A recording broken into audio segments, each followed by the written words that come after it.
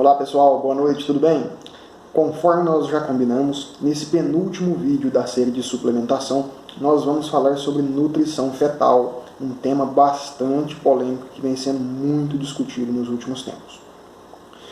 Basicamente, a nutrição fetal ela consiste em fornecer nutrientes para a boa formação do feto e para que ele tenha um bom desenvolvimento fetal. Quando a gente tem um bom processo de nutrição fetal, a gente garante principalmente a formação das gavetas musculares, né?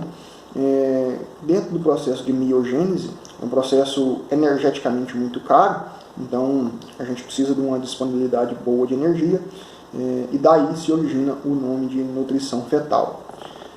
Esse processo ele acontece no terço médio da gestação, então entre os 90 e os 180 dias é o nosso foco da nutrição fetal.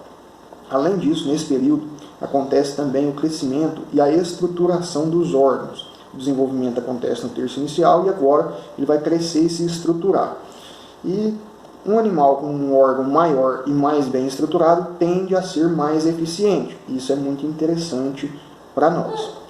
A gente observava isso muito antes dos processos de nutrição fetal em gado comercial. A gente observava isso muito nos animais de elite.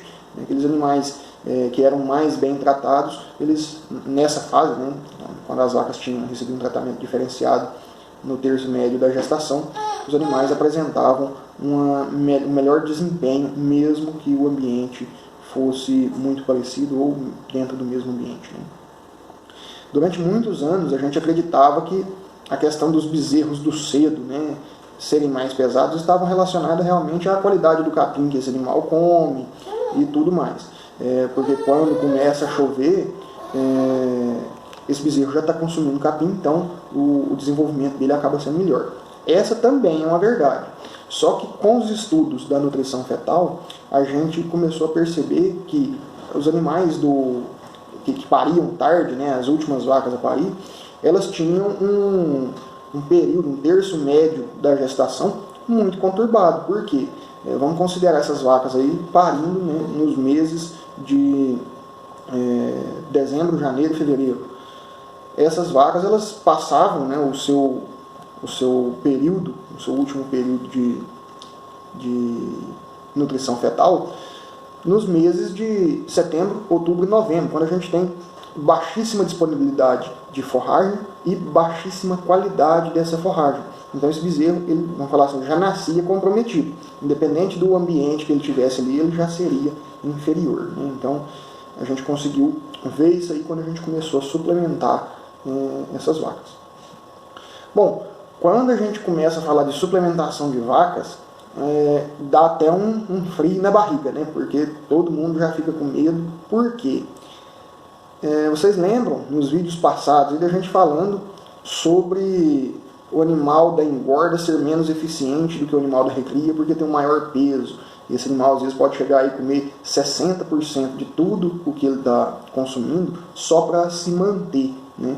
Aqui a gente tem uma situação ainda mais crítica.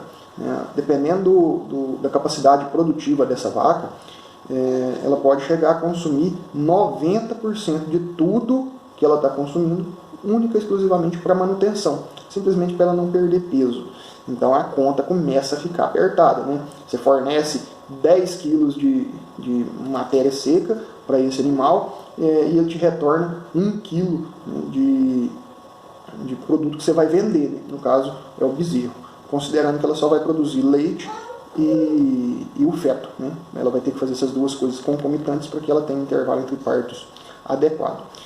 Então a gente precisa pensar na suplementação das vacas com capim.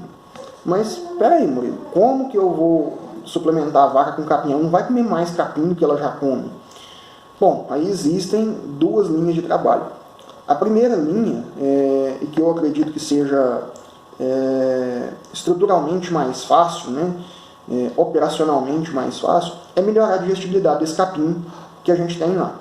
Se a gente vai usar um saureado, um proteinado de baixo consumo, um proteinado de alto consumo, vai variar do ambiente que a gente tem e principalmente do score de condição corporal desses animais. Então, quanto mais sentida, quanto mais magra está alimentar essa vaca, mais atenção e mais investimento ela requer para que ela tenha uma boa nutrição fetal.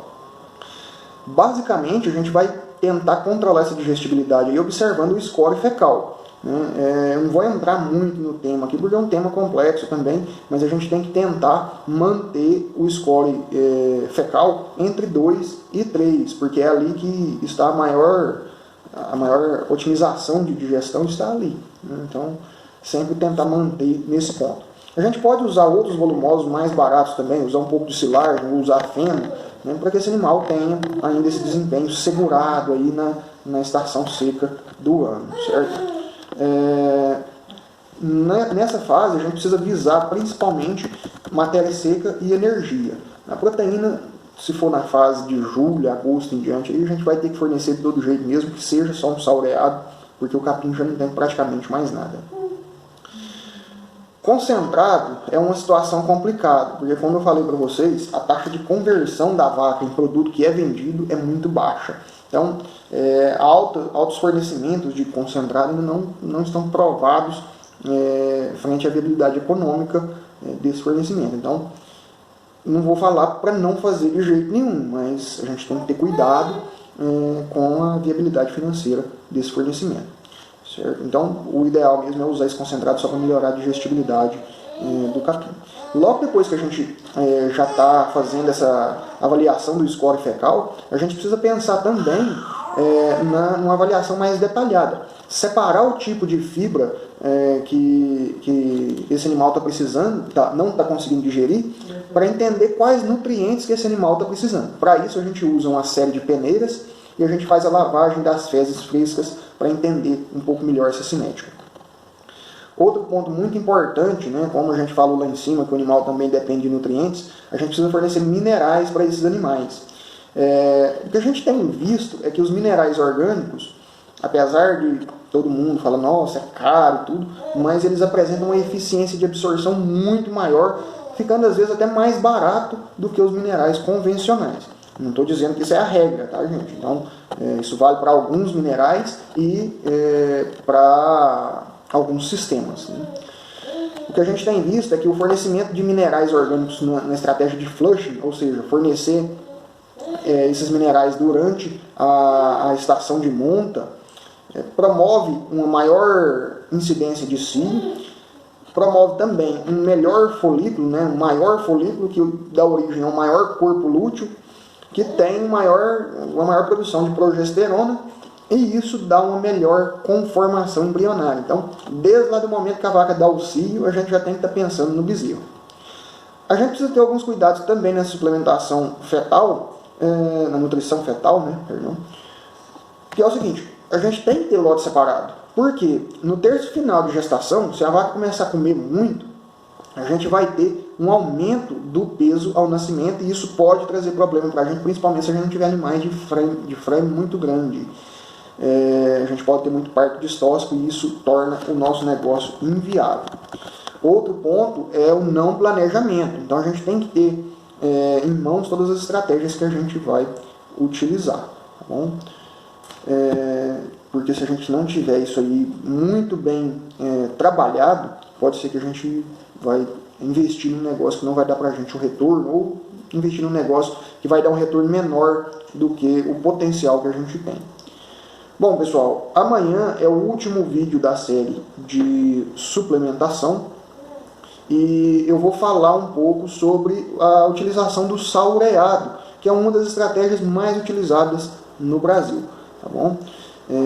Vou falar um pouco também do proteinado, que é com certeza a segunda estratégia de suplementação mais utilizada aqui no Brasil, tá bom? E vou deixar para vocês de brinde uma fórmula de um proteinado bem básica, que vai dar certo aí para maioria das categorias. Então tá bom. Então um grande abraço para vocês e até amanhã. Tchau, tchau.